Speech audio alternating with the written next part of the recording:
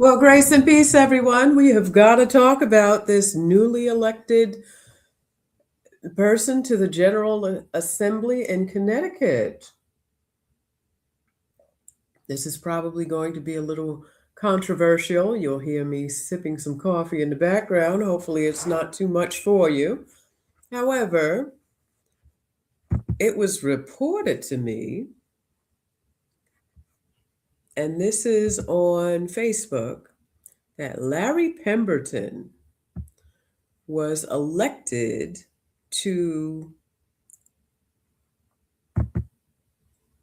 the General Assembly, 139th District, and he's going to be in the Connecticut General Assembly. Representative Pemberton's dedication to his community and his commitment to transparent, thoughtful governance will serve the people of the 139th District of the state of Connecticut with integrity and purpose. His election is not only a milestone for the Eastern Pequot tribal nation and native peoples across Connecticut, but also a victory for who believe in representation that bridges communities and builds understanding. Now, I am going to show you my screen and show you who this first Native American elected to the General Assembly, how he looks. So we're going to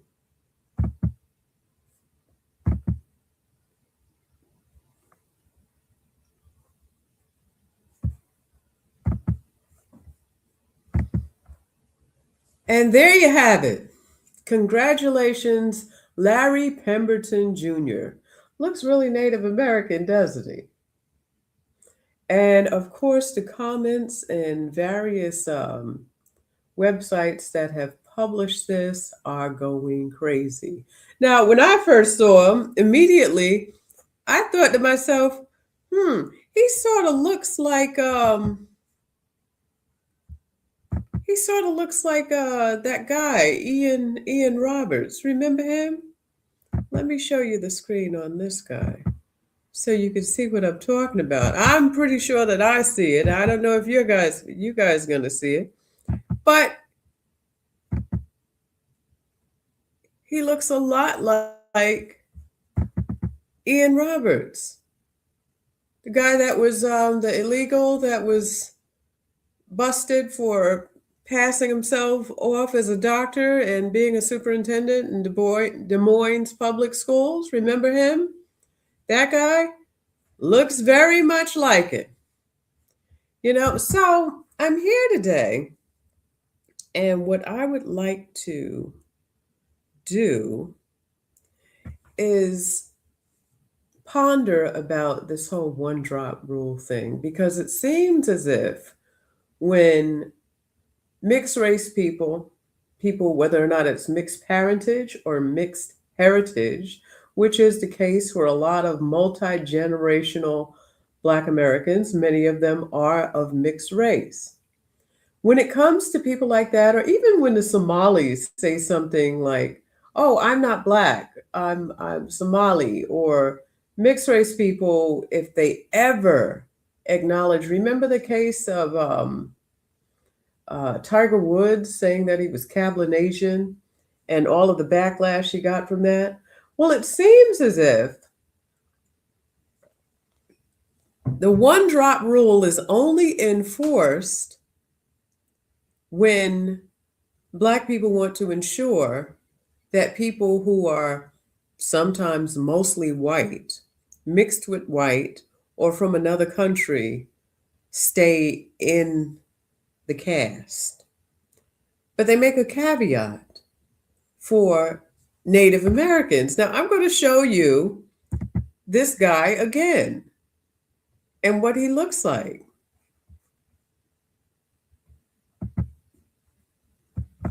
This is Larry Pemberton. Let me share my screen.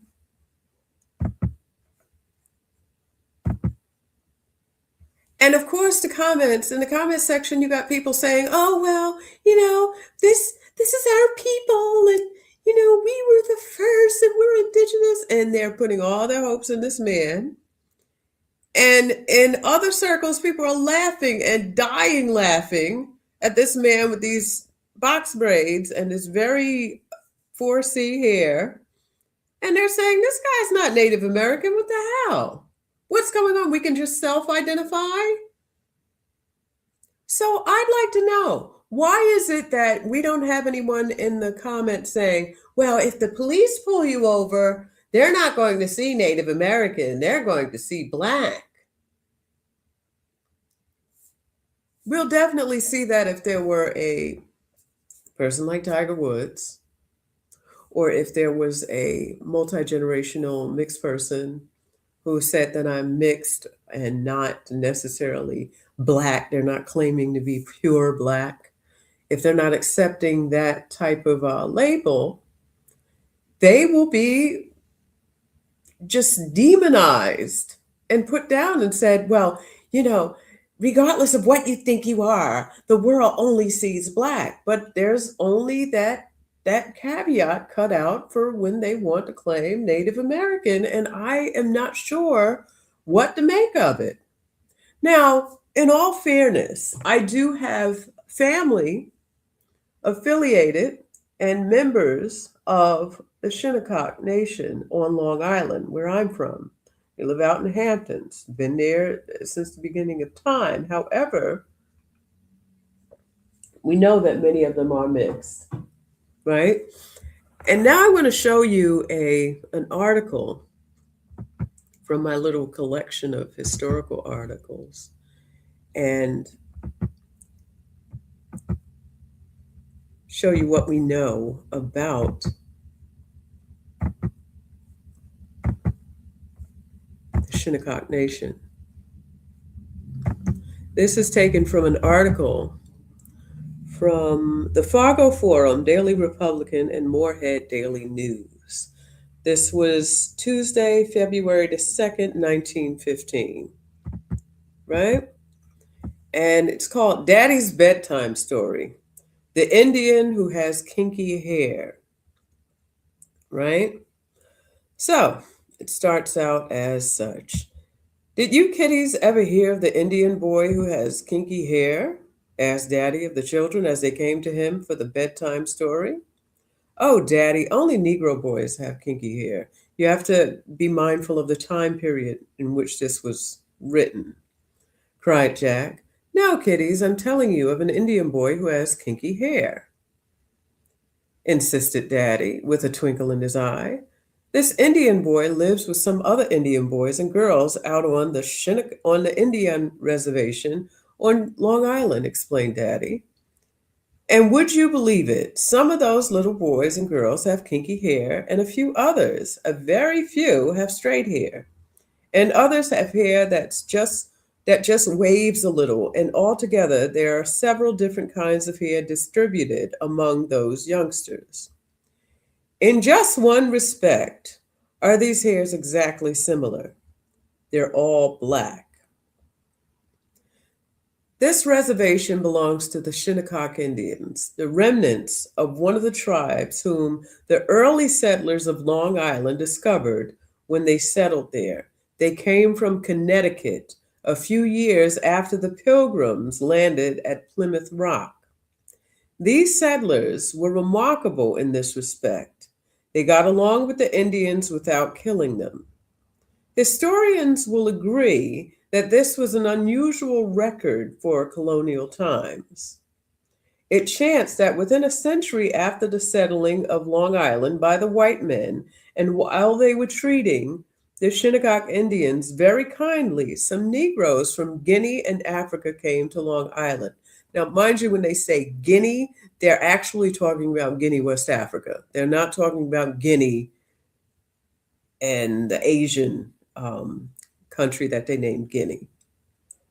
Many of these Negroes were at first held as slaves, a custom which began early in this country and which grew and lasted until it ended during the Civil War with Abraham Lincoln's Emancipation Proclamation.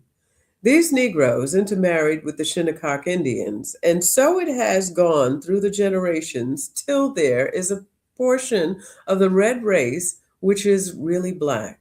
You will see also at the Shinnecock Reservation Indian boys and girls with kinky hair and with straight hair, too, as I have said.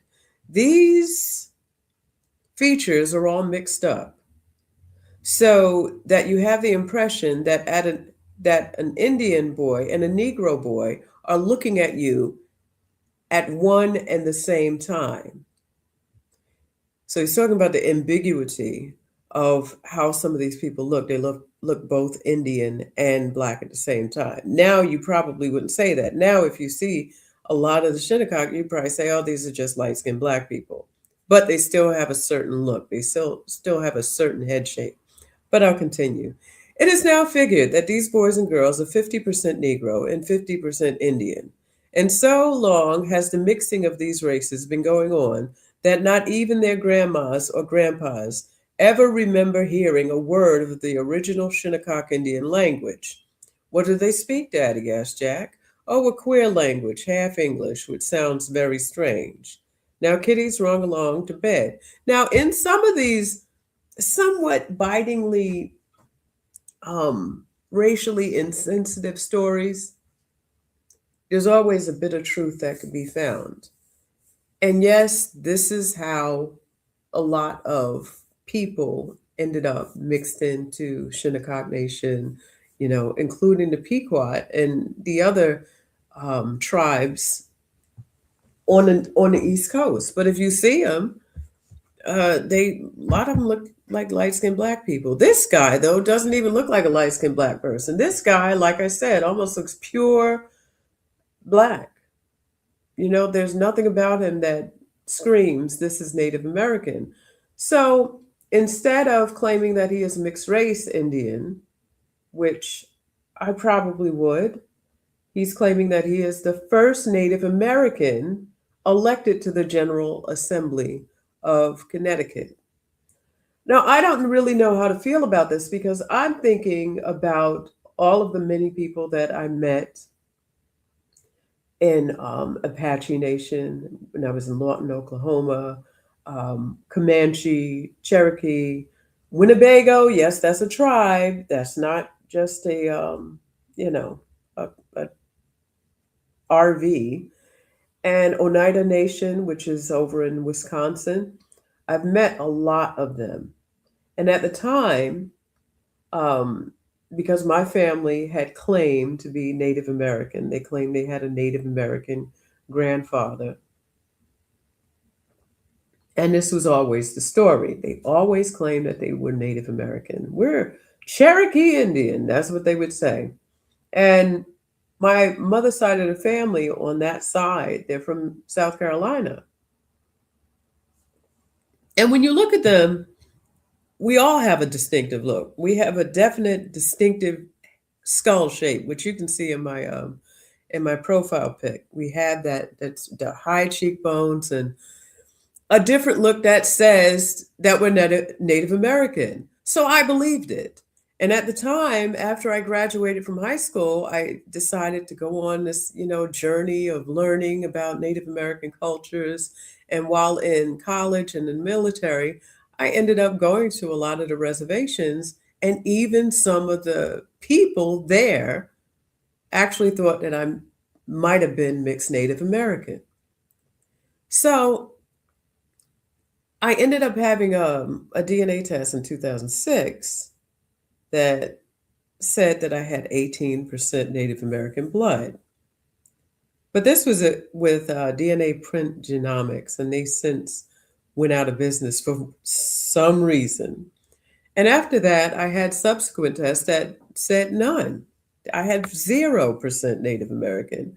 And one of them, as recently as, mid 2000s, that said that I had 1%. But there's no Native American there.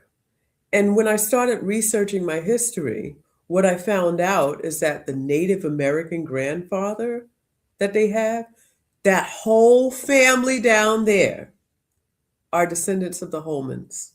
Our patriarch was a shipping agent. He and his wife, he intermarried with a black woman in Guinea. And there's a slave factory there called Rio Pongo. And the Holman family migrated over here to their friends, the Henry Lawrence, down in Barnwell, South Carolina, and they were slave traders. Not only slave traders, but they owned slaves. And they intermarried with other mixed race people down in South Carolina, in Charleston, and even North Carolina, who also owned slaves. So no, we weren't Native American. There is no Cherokee prince because in our case, we never said that it was a Cherokee grandmother. It was the grandfather. And even when you look at the pictures, you're like, you could be thrown off by these painted images. He was light skinned. He was a nice looking guy. Sort of looked like Christopher Williams back in the day. And you would think that maybe he was Native American, but he wasn't. They were covering up for the sins of the ancestors. And I can tell you that although there are some people who say, well, did you benefit any from it? Early on, there was a certain amount of knowing within the community. You can get things done. And yes, as time moved on, as we ended up intermarrying with my maternal grandmother's side, who happened to come from Senegal, and her name was Asia, and her documents are there on the census. They know exactly where she came from. And I did African ancestry on her, and yes, confirmed that it was Bundu, Senegal. As the time went on and we intermarried with the different families, all of them are from this Guinea, Senegal area, all of them. And now you have the complexion differences. A lot of people in my family look like they just walked out of Senegal, and a lot of them look like they just walked out of Guinea. The family that we're linked to in Senegal is the Khan family. So there was some dirty dealing that went on, in which some tribes used to sell other tribes, and that's just reality. There was no kidnapping. There was a selling of different tribes. So where do you go at that point with, you get all these stories about being Cherokees and Choctaws and everything, and everybody will puff out their chest. And a lot of people also may not be covering what their ancestors may have done. A lot of them may be covering that their ancestors were owned by Native Americans. But when that one drop rule comes around, and they look at you and they say, if someone says, oh, well, she's not really Black, is she? Oh, yeah, she is Black. And, and if your mother's Black and this, that, and the other, and they start quoting this one drop rule and telling you about if the police stop you, that they're going to see Black, there's always this caveat made for people claiming to be Indigenous or Native American. And I'm wondering, when does the cutoff stop? If he can claim to be Native American, and I guarantee you, if you gave him a DNA test, which a lot of them will not take DNA tests, you may not see any Native American at all. His haplogroup would probably be E1B1A. His maternal haplogroup may even be L2. When is the cutoff to where you get to claim that you're mixed race as opposed to trying to one drop yourself as either a pure Black from Africa or a pure Indigenous Native American? Now, in all fairness, I'm going to tell you that if you want to claim indigenous, meaning that your family came from various parts of Africa, were forcibly mixed on this continent, and mixed with white, with European. There is no one on the African continent with that mix. You're not going to find a Fulani mixed with a Mandinka, mixed with an Igbo, mixed with British on the African continent. So no, they're no longer African. They are what was called in the back in the day, Atlantic Creoles. That's what they called us, Atlantic Creoles. And if you look at the historical books and a lot of the ethnographies, that's exactly what they called us. But if I go to another article, and these are just my historical clippings, I'm going to share that if you ever want access to any of my historical clippings, it's under History Girl, and you will be able to see all of my collections throughout the years. And sometimes I just like to um, look. So let me see. Observation.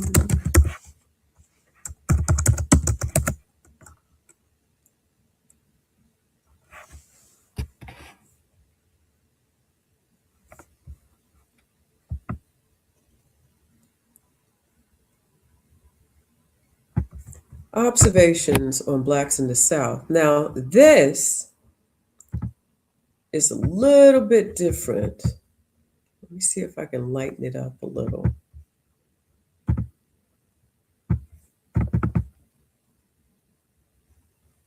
This is from 1885. I'm going to lighten it up just a little so that you can see it. And I may take the contrast. I don't want it up that much. I'm going to lighten it so I can see it.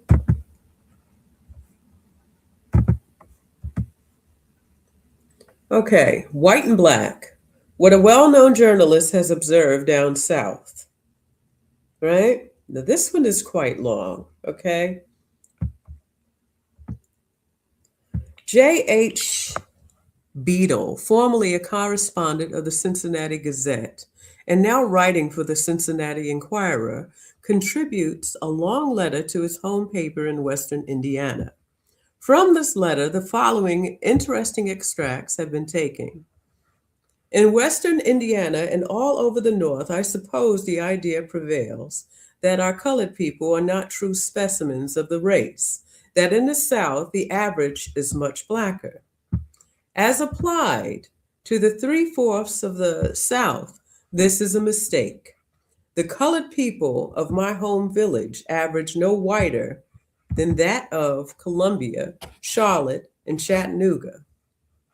The race map with the 10th, I can't see that, census show that one half of the South has fewer Negroes to the mile than Southern Ohio or Indiana. And I am now satisfied from a number of tests that men of pure Negro blood are a small minority of the colored. I have tested the ratio in various ways. First, by consulting the best ported Southerners of both races, and then by count. In each town and city, I took my stand at a street corner and tallied the colored as they passed in 3 classes. I then did the same in schools I visited. But in this, I saw that I had missed one important class on the street, those who were called Negroes and associate with them, but are so white that no one would know unless told that they were, and bad word. In every colored school, I see 2 or 3 children white as mine. And in the colored high school, here is a lady teaching who is white as the whitest in the North, with golden hair and brown eyes, but her mother was half octoroon. Octoroon is someone who has 1 black grandparent out of 8. That's what that means. The following shows the proportion per 100 in each city. By white, in quotes, in the column, I mean white as an average white man. So he's looking at what he tallied, right? Now I'm going to skip down a little bit. The average would be 4 white, 14 black, and 82 brown mixed in each 100 colored. But this table is subject to 2 important deductions. The light colored people crowd to the cities, and the undiluted Africans are not all black. Everywhere in the old states, and especially in South Carolina, are seen unmistakable types, at least at least of three Negro nations. The Mandingos average half a head taller than the he's using that bad word, and are a little, if any, darker than a Guinea mulatto. When mixed with whites, the result is not a mulatto brown. Their mulattoes are yellow or ginger cake color, and their quadroons merely dark ruddy. For this reason, the pure Negroes along the border of the Carolinas are noticeably taller and lighter colored than down on the coast. Above the Mandingos is or was the tribe is exterminated. I don't necessarily believe that. A very superior race, and their mixed descendants have almost nothing of Negro but color. Their noses are straight as Apollo's, their features of the Greek ideal, and their hair just wavy enough. There is now probably not a pure blooded specimen of this tribe in America. Their women were never put to field work, being too valuable for household services. Octoroon girls, meaning that person having just that particular tribe and four other whites in their heritage. Octoroon girls of this strain have sold as high as 4,500. So no, that wasn't a flex when people start saying, light-skinned people had it easier. They were sent down river if you were a woman, a very, very light-skinned woman, and sold to the brothels of Louisiana.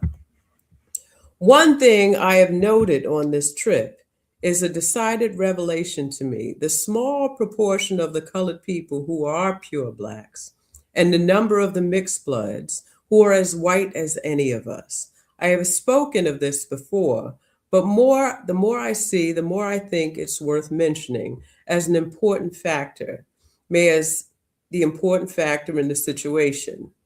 For instance, I have just returned from the afternoon session of the Colored Teachers Association, where able addresses were made by Dr. Curry, DD and LD of Virginia, and Honorable Gustav Orr, Commissioner of Education for this state, both white, both Democrats, and both old slaveholders. The comments on these addresses and other speeches were by colored persons, and yet, in a 3-hour session, I could not discern the slightest difference in any respect between the races. In courtesy, ability, and mutual regard for these others' feelings, they might have been of one color. When the interval for music came, a lady as white as the whitest in my home village took her seat at the organ, and a gentleman as black as the blackest in my native country stood by to lead the singing, yet both ranked as the N-word. In the association, I counted 9 ladies as white, as well-dressed, as genteel, and as handsome as you will see at church in the North, but they're all the N-word. Professor Richard Wright, the eminent colored educator of Georgia, and now superintendent of the colored schools of Augusta, is almost pure African, and I am indebted to him for so much valuable information. He is but 1/8 white, but on the other side, he is pure Mandingo. That is of the race north of the equator and on the remote highlands, who are far superior to the Guinea type, okay? Still above the Mandingos was a race with long noses and foreheads, thin lips, and hair but slightly curled. But they are extinct, and the race is nearly bred out in America. Now it so happened that the true Guineas mostly remained in southern Georgia and the Carolina, while the Mandingos were taken to the northern sections and into North Carolina, and from there are descended nearly all of the talented Negroes in the United States.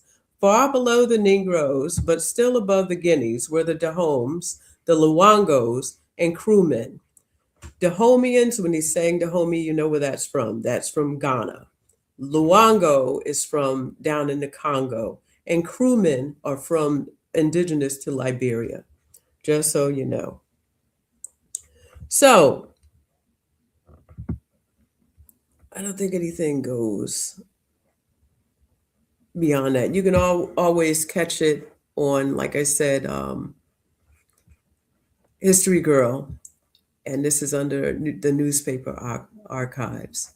So when you're looking at this, the first thing that you notice is that they actually sat there and named the various tribes that are down in South Carolina. Now, mind you, if you look for some other articles, you may see Ebos mentioned. In Louisiana, there were a few, not many in Louisiana, because they had this tendency towards being, they'd run away or they were suicidal. And that's based on that story about Ebo landing in Georgia, which I think is outside of St. Simons. But at the same time, you'll see that they were more common up in the Virginia area, up in that area and certain parts of Maryland. But for the most part, a lot of the people taken down here because of the rice trade and indigo trade were not from Nigeria and not from Central Africa. Most of them that were brought here are among those tribes that he listed in South Carolina, which was ground zero for the people brought here. So when you see people saying that they're indigenous, it's it's highly likely, yes, you can claim indigenous because, like I said, you're not going to find those tribes all mixed together in one person on the continent of Africa, and you add a little bit of white and maybe a little bit of Native American to it. That is what makes Black Americans, and that's what makes them indigenous to this country, because you can't just divvy them up and send them back to different parts of Senegal and in Nigeria or Europe or whatever. You just can't do that. So yes, I can understand the claim of being indigenous.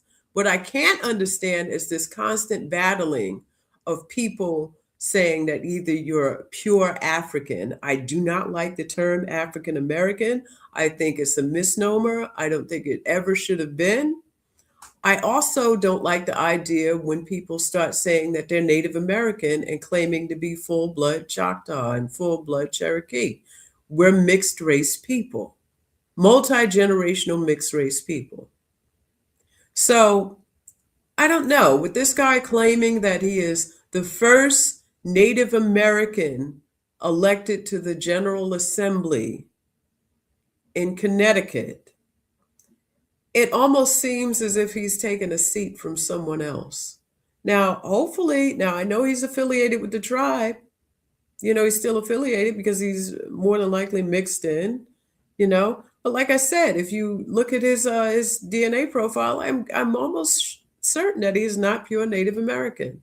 And I don't think you should be able to just self-identify and just take a position and just lay claim to it to be a first. I just don't understand that. It's almost like someone looking just like him saying that they're the first Cherokee to be elected in Congress or something. I wouldn't like that either. I don't like it from people like what's that senator up there that said she was Native American and went throughout her life claiming to be Cherokee. And then when she got a DNA test done, it was less than 1% Native American. She was almost completely white, not even a spot of Black, which is usually unusual. So she had just gotten here within the past 3, maybe 4 generations. So I don't know. I think there needs to be a reckoning. I like the idea of people saying that they're foundational to the country. I'm not necessarily sold on being called ADOS, although I totally understand it and I get it. American descendant of slaves. Yes, there are some people who are descendant of slaves.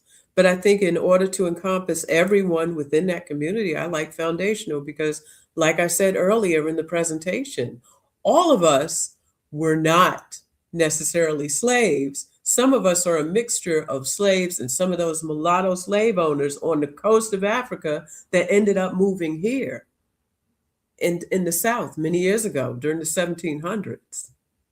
But like I said, I am not sold on the idea of anyone claiming to be African American because we're a hybrid group of people, a multi-generational mix of people who were bred here in this country. But at the same time, you're not pure Native American either. Anyway, hopefully you enjoyed my musing and ranting. Like I said, if you want any of my clippings, go to historygirl.com under the newspaperarchive.com, and you can download them or access them, read them, and peruse them. And I'm adding to them every day. And I think I have some articles as far back as the 1700s. You just have to know where to look and what to look at, you know. But all of these things, even these DNA tests, I looked at some of these DNA tests and like Ancestry and 23andMe, and I went there and I looked at them and I said, okay, well, let me see what the samples are. And I went there and physically counted and added up all of the samples. There were like 5,900 samples, right? 5,025 of those were taken from Nigeria. So this is why you get all this, oh, I'm 23% Nigerian. Of course you are, because it's skewed. Those aren't real statistics. And then when you look at the actual shipping logs and the auction logs, which I have auction logs on my site too. If you look at them, there's a lot of Mandinka there, a lot of Mandinka, and and a lot of the Mandinkas were actually Fulani. When they said Mandingo back in the day, they meant Muslim Africans. So they weren't necessarily right in calling them. That just meant that they were from a certain area where there were a lot of Muslims. So when they start talking in that article about this race that were above, a lot of them, because they were selling each other, if you weren't dealing with Mandinkas, you were dealing with Fulas, and there were some right over the border of Mauritania. All of those people used to go back and forth and deal with whatever slave trading unit they did and sell each other. So they got here too, and that's why you had the four Moors that went and sued to be released from under the Negro Act. I'll get to that maybe another presentation.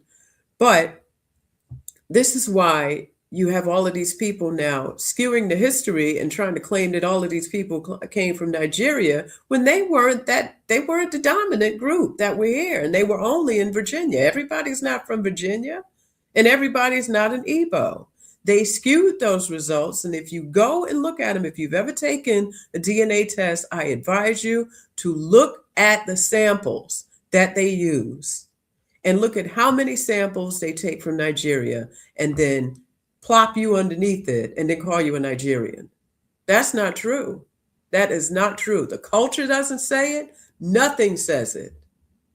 And it's almost like they're trying to rewrite the history. That's why, despite the wording in some of these articles, you look at these articles, look past the wording, look past the racism that you find, and then you can see the truth in it. Especially the ones way back in the 1800s and 1700s and early 1900s. You will see the truth there. And now you got all these people trying to rewrite the narrative and trying to put claim on people who are not. And this is why you have all this rebellion coming from, no, I don't want to be associated with that. You got people claiming to be Native because they don't want to be associated with Africa, and people claiming to be pure African that aren't pure African, and will get mad at you if you look at their light-skinned faces and tell them you're not pure. Oh, yes, I am. They got light-skinned tribes in Africa. Well, not from the tribes you came from. I'm sorry. Anyway, I'm talking too much and I need another cup of coffee. I will probably leave this stream. If not, I'll upload it later on. But until then, ciao, ciao. Hope you enjoyed it. And leave your comments in the box.